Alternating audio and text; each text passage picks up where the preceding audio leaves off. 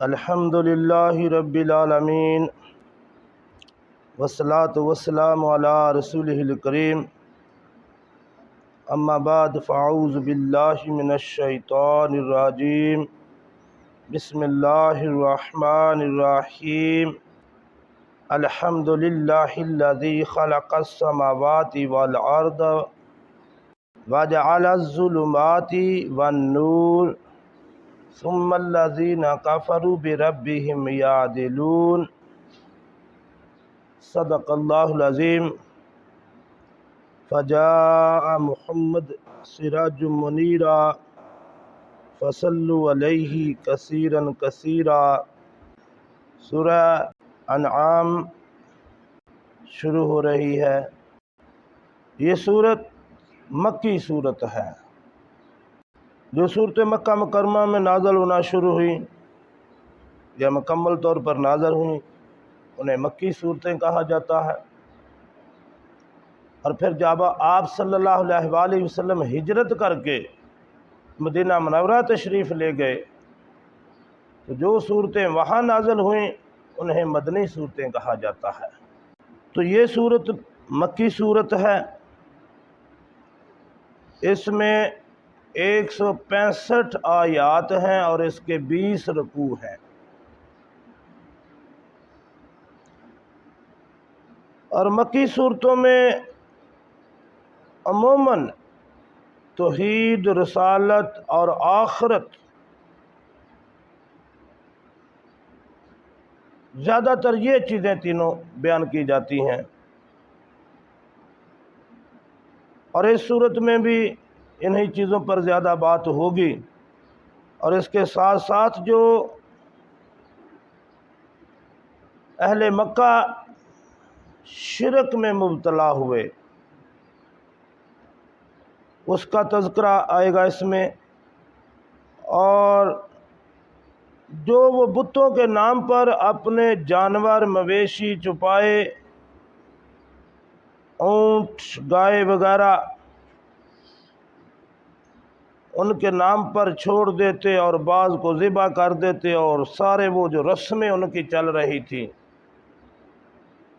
ان کا تذکرہ آئے گا۔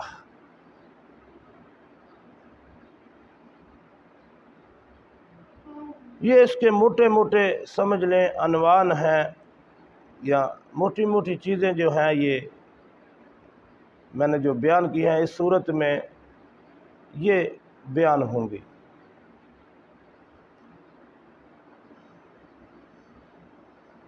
بسم اللہ الرحمن الرحیم، اللہ کے نام سے شروع جو بہت مہربان، نہایت ہی رحم کرنے والا اور بار بار رحم کرنے والا ہے۔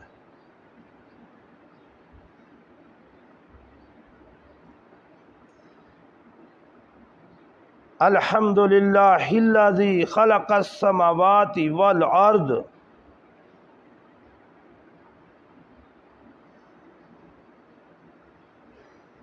ساری کی ساری تعریفیں اللہ ہی کے لیے ہیں۔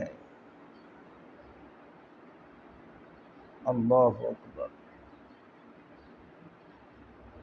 اور اگر کسی دوسرے کی تعریف بنتی ہے تو وہ بھی اللہ ہی کی وجہ سے ہے۔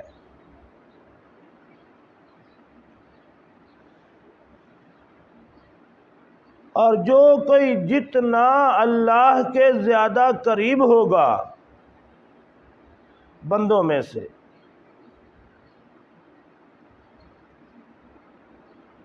کیونکہ وہ ساری تعریفیں ہیں تو اللہ کے لیے ہی،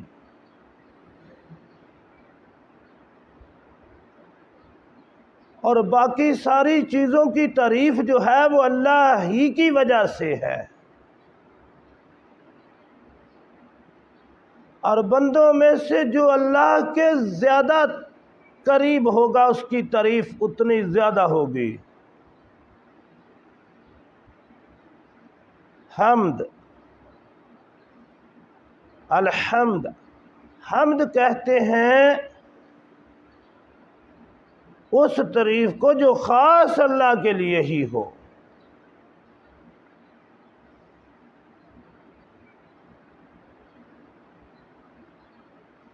اور نبی اکرم صلی اللہ علیہ وآلہ وسلم کی جن اشعار میں یا جس نظم میں تعریف بیان کی ہو اسے ہم نعت کہتے ہیں اور مداح بھی کہتے ہیں۔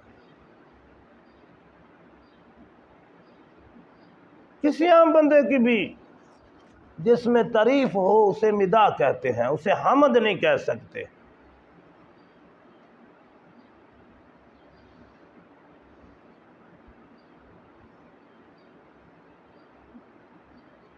تو ساری کی ساری تعریفیں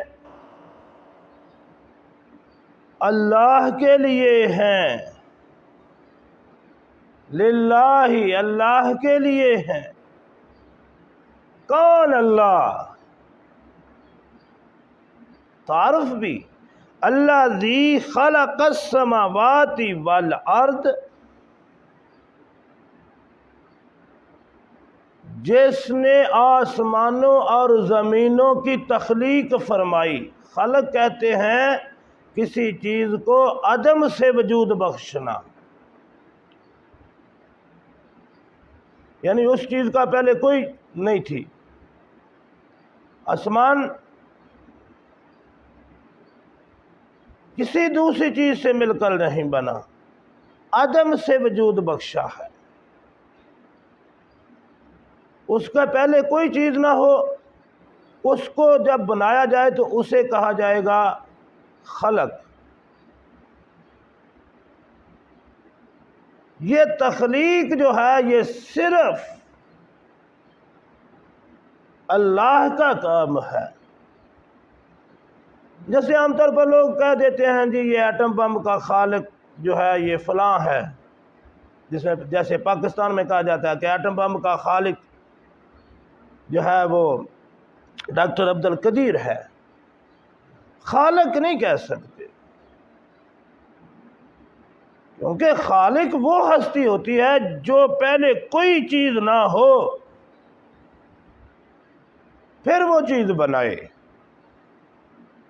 یہ جو انسان چیزیں بناتا ہے یہ تو چیزیں پہلے موجود ہیں، ان کو جوڑ توڑ کر کے وہ چیزیں بناتا ہے۔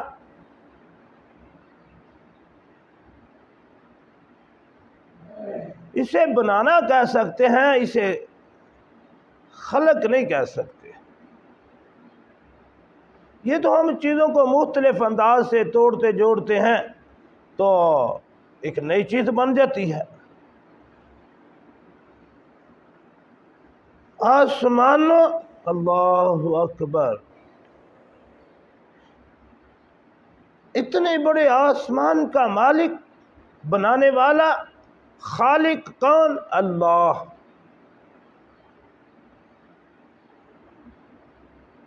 اب آسمان ہماری پہنچ سے ابھی تک دور ہے، اور شاید یہ ہماری پہنچ سے دور ہی رہے۔ ہم مختلف ستاروں سیاروں تک تو شاید پہنچ سکیں، لیکن آسمان تک پہنچنا ناممکن ہے۔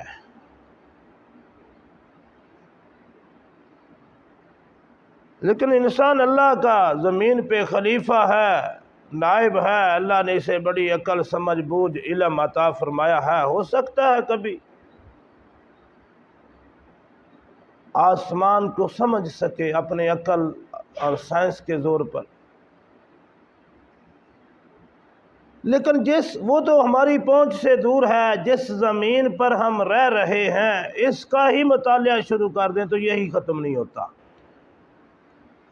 اسی زمین کے اندر پہاڑ بھی ہیں، معدنیات بھی ہیں، تیل، سونا، چاندی کے ذخائر بھی ہیں، اور یہی زمین جو ہے اس بہت زیادہ چیزوں کو گال ساڑ کے انوائرمنٹ کو بہتر بھی بنا دیتی ہے، اور کچھ چیزوں کو اس میں دفن کریں تو ان سے پودے اور فصلیں بھی اگا دیتی ہے، یہ سارے اس کے خوبیاں ہیں۔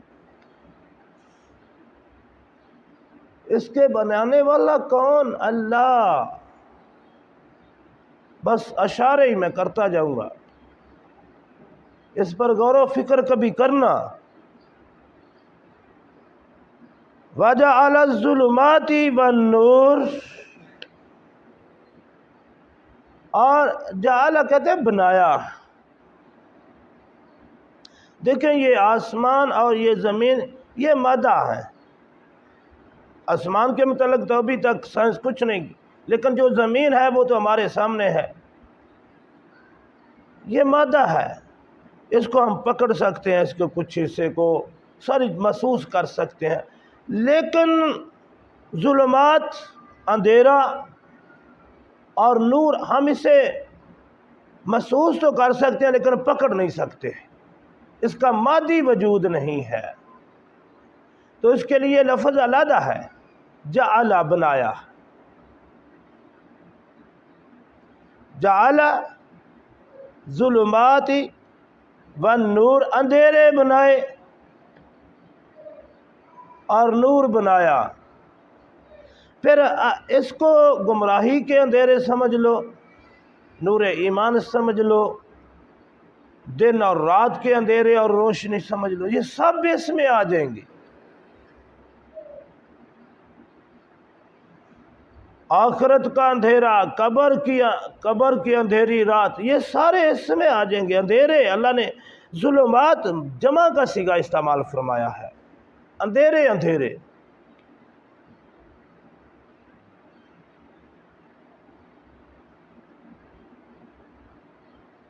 یہ ہمارا جسم جو مادی ہے،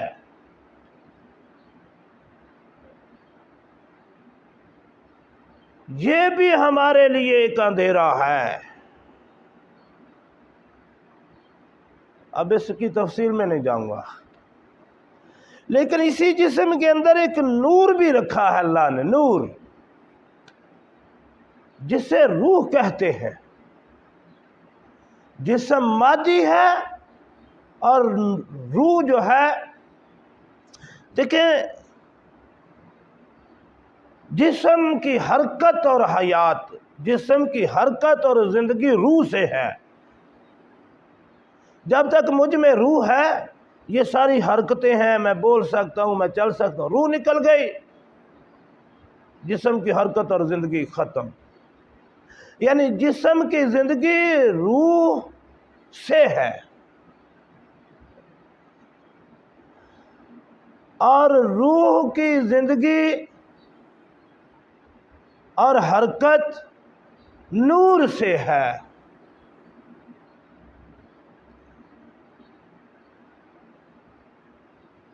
تھوڑا سا مشکل بات کی طرف چلے گئے ہیں، چلے آ گئی ہے تو سمجھ لیں، یہ بھی ہو سکتا ہے کوئی سمجھ جائے۔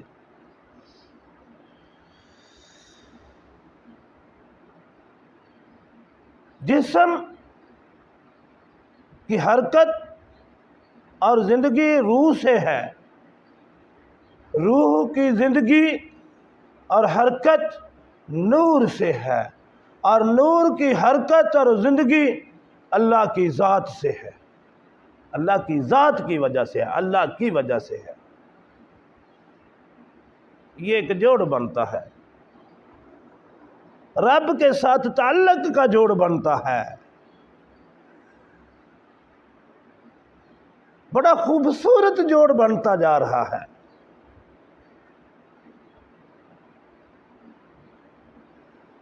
اور سارے کا سارا دین اسی تعلق کو جوڑنے کا نام ہے، اسی تعلق کو مضبوط کرنے کا نام ہے۔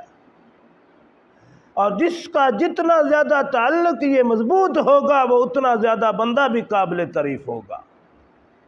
اور یہ سب سے زیادہ مضبوط تعلق انبیاء کرام کا ہوتا ہے، اور انبیاء کرام میں سب سے زیادہ مضبوط تعلق محمد رسول اللہ صلی اللہ علیہ وسلم کا ہے، اسی لیے ان کی تعریف سب سے زیادہ ہے۔ ثم الذین کفروا، پھر جو لوگ کافر ہوئے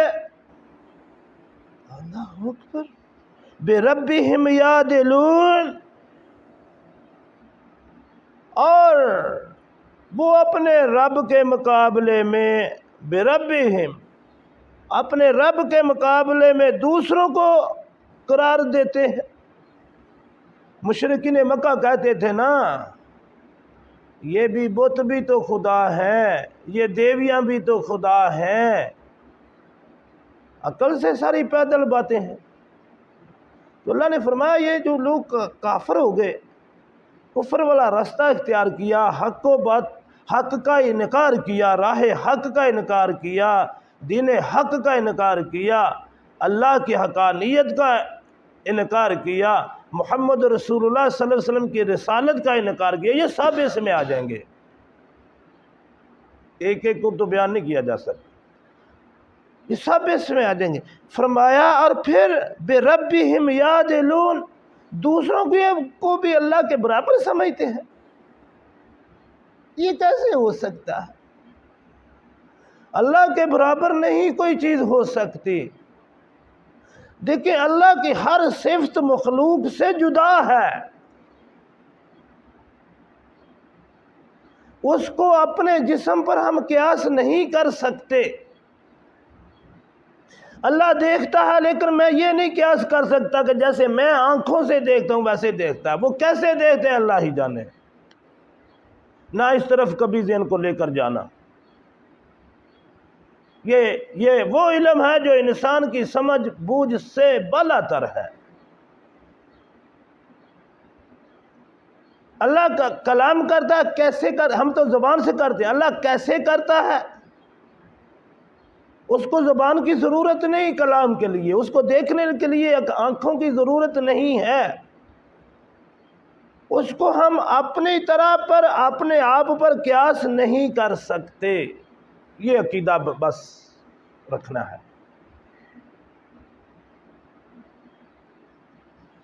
تو پھر اس کے برابر کیسے کوئی ہو سکتا ہے؟ اس کے کوئی برابر ہو سکتا ہے؟ نہیں ہو سکتا۔ تو اللہ نے فرمایا ثم الذین کفروا بربہم یعدلون، صدق اللہ العظیم۔